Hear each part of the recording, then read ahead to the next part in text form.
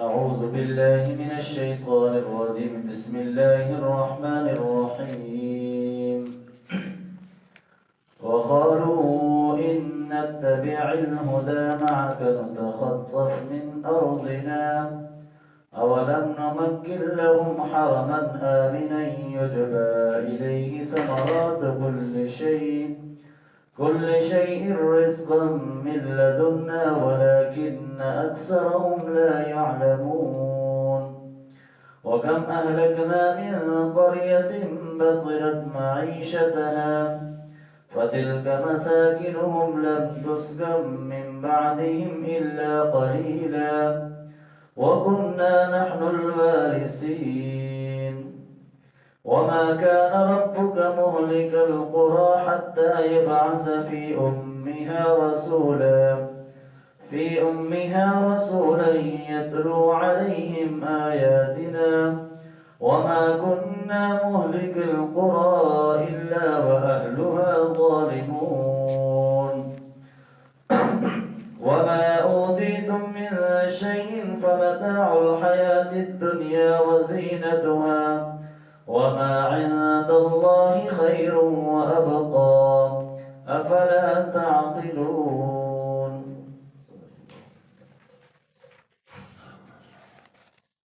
وقالوا إن نتبع الهدى معك،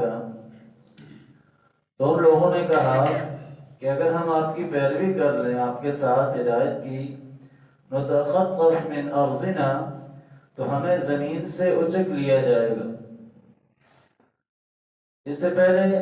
نبی اکرم صلی اللہ علیہ وسلم کا تذکرہ ہوا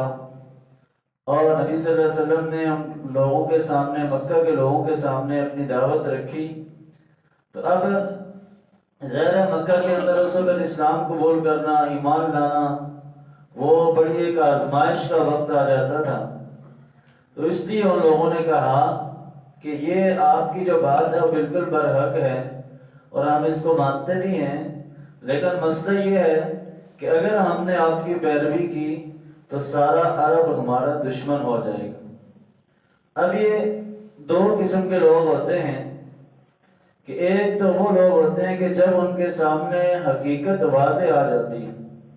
حقیقت واضح ہو جاتی ہے، تو پھر وہ بغیر کسی پریشانی کے، بغیر کوئی سوچے سمجھے، وہ جو ہے وہ اس حقیقت کو، اس کے اوپر ایمان لے آتے ہیں۔ لیکن کچھ ایسے لوگ ہوتے ہیں کہ جو یہ چاہتے ہیں کہ اگر ہم نے یہ کام کیا تو ہمارے ساتھ جو ہے وہ مشکلات، پریشانیاں آئیں گی، تو اس وجہ سے وہ یہ دیکھتے رہتے ہیں کہ کچھ اور بھی لوگ اسلام قبول کر لیں، جب اسلام کی طاقت بڑھ جائے تو پھر بھی ہم بھی جو ہے وہ ساتھ شامل ہو جائیں گے۔ جس اللہ تعالیٰ نے قرآن کے اندر مختلف جگہ پر سابقون الاولون کا جو ہے وہ ذکر کیا کہ ایک تو وہ لوگ ہیں کہ جو کسی بھی بات کی پرواہ نہیں کرتے اور وہ ایمان کے اندر سبقت لے جاتے ہیں، اور دوسرے وہ لوگ ہیں کہ ان کے دل کے اندر تو وہ بات ہوتی ہے کہ یہ حق یہی ہے، لیکن محض کسی ڈر، خوف کی وجہ سے وہ ایمان قبول کر نہیں ہوتے۔ تو یہاں پر ان لوگوں کا تذکرہ ہے کہ ان لوگوں نے کہا کہ ہم ایمان تو لے آئیں لیکن ہمیں زمین سے اچک لیا جائے گا، گویا ہمیں جو ہے وہ ختم کر دیا جائے گا، ہمیں تباہ و برباد کر دیا جائے گا۔ تو اس لیے انہوں نے اس خدشے کا جو ہے وہ اظہار کیا۔ اولم نمکن لہم حرما آمنا، تو اللہ تعالیٰ نے کہا کہ کیا ہم نے تمہیں حرم کے اندر نہیں ٹھہرایا، امن والی جگہ میں، یجبا الیہ ثمرات کل شیء، جس کی طرف ہر قسم کے پھل جو ہے وہ کھینچے چلے آتے ہیں، رزقا من لدنا، بطور رزق ہیں ہماری طرف سے، ولیکن اکثرهم لا یعلمون، لیکن اکثر لوگ جو ہے وہ نہیں جانتے۔ ایک تو ظاہر ہے جو حرم ہے، جو خانہ کعبہ ہے، یہ سب سے امن والی جگہ ہے، اور دوسرا جو ابراہیم علیہ السلام نے ایک دعا کی تھی کہ اللہ رب اجعل هذا بلدا آمنا وارزق اہلہ من الثمرات، کہ اللہ اس شہر کو امن کا گہوارہ بنا اور اس کے رہنے والوں کو پھلوں میں سے رزق عطا فرما۔ وہ جو دعا تھی وہ اس وقت سے آج تک یہ دعا جو ہے وہ اللہ تعالیٰ اسی طرح، یعنی مکہ کے اندر ظاہر ہے اس طرح پھل فروٹ جو ہے وہ بہت زیادہ تعداد میں نہیں ہوتے سوائے کھجور کے، لیکن دنیا کا قیمتی ترین پھل جو ہے وہ مکہ کے اندر پایا جاتا ہے۔ اور یہ ظاہر ہے ہر جب بھی جو لوگ دوسرے علاقوں سے سفر کرتے ہیں، اس دوران جب حج کے دوران لوگ سفر کرتے تھے تو اپنے علاقوں کا جو بہترین پھل ہوتا تھا وہ جو ہے مکہ کی طرف لاتے تھے۔ تو اس لیے اللہ نے کہا کہ کیا ہم نے تمہیں جو ہے وہ بطور رزق جو ہے وہ پھلوں سے رزق عطا نہیں کیا؟ اور یہ ساری چیزیں آپ کے سامنے ہیں، لیکن اکثر لوگ پھر بھی جو ہے وہ نہیں جانتے۔ وَكَمْ أَهْلَكْنَا مِنْ قَرْيَةٍ بَطِرَتْ مَعِيشَتَهَا، اور کتنی بستیاں ہم نے ہلاک کی کہ جو اپنی معیشت پر اتراتے تھی، یعنی اس پر فخر کرتے تھی۔ فَتِلْكَ مَسَاكِنُهُمْ لَمْ تُسْكَنْ مِنْ بَعْدِهِمْ إِلَّا قَلِيلًا، تو وہ جب ان کے جو گھر تھے ان کے اندر نہیں ٹھہرا کوئی مگر تھوڑے ہی وقت کے لیے۔ وَكُنَّا نَحْنُ الْوَارِثِينَ، اور ہم ہی اس کے جو ہے وہ وارث ہیں۔ یعنی دنیا کے اندر بے شمار ایسے علاقے، ایسے ملک جو ہے وہ آئے ہوں گے کہ جنہیں اپنی معیشت کے اوپر بڑا ناز ہوتا تھا کہ ہمارے پاس دنیا کی ہر چیز ہے، ہماری معیشت جو ہے وہ بڑی جو ہے وہ اچھی جا رہی ہے، اس کے اندر کوئی جو ہے وہ مشکلات پریشانیاں نہیں ہیں۔ لیکن کیا ہے، اللہ نے کہا کہ ہم نے ان کی اس کی معیشت سمیت ان کو تباہ و برباد کیا کہ جو وہ اللہ کی نافرمانی کے اندر جب اتر آئے تو پھر اس کے بعد جو ہے وہ ان کے پاس کچھ نہیں بچا۔ آج دیکھ لو کہ ان کے مکانات جو ہے وہ کھنڈرات بنے ہوئے ہیں اور وہاں پر جو ہے وہ کوئی نہیں رہ رہا۔ لہٰذا ان ساری چیزوں کے نحن الوارثین، ہم ہی وارث ہیں، سب چیزوں کا مالک و ذات اللہ ہی کی ہے۔ تو لہٰذا انسان یہ جیسا کوئی بھی مشکل کام ہے، ایمان کے اندر اگر آپ نے رہنا ہے تو آپ کو پھر اللہ کے اوپر بھروسہ کرنا ہوتا ہے، ورنہ یہ جو دنیاوی لوگ ہیں جن کا ایمان کمزور ہوتا ہے وہ اس طرح کی چیزوں سے ہمیں ڈراتے ہیں کہ اگر ہم نے کسی ملک کے ساتھ جو ہے وہ کسی پر چڑھائی کی، کسی کے خلاف جہاد کیا تو ہماری معیشت تباہ ہو جائے گی،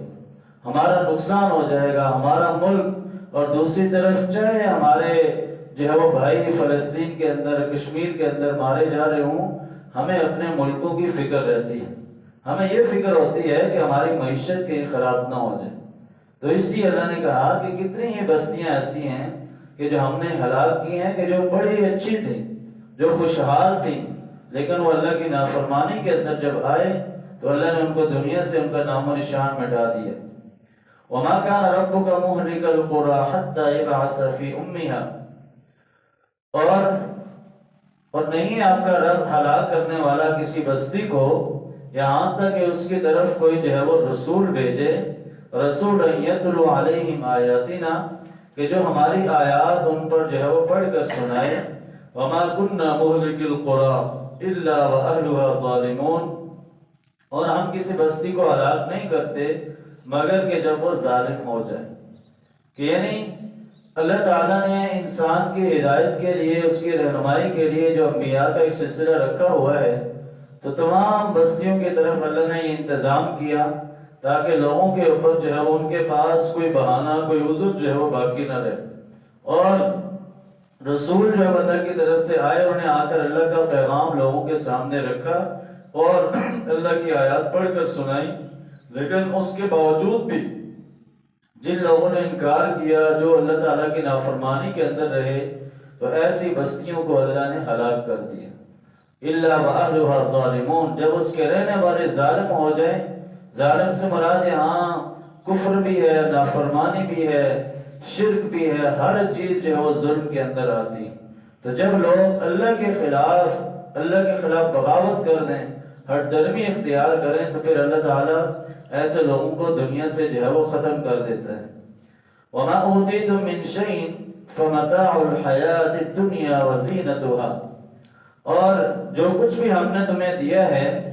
یہ دنیا کا ساز و سامان اور اس کی زینت ہے۔ وَمَا عِندَ اللَّهِ خَيْرٌ وَأَبْقَىٰ،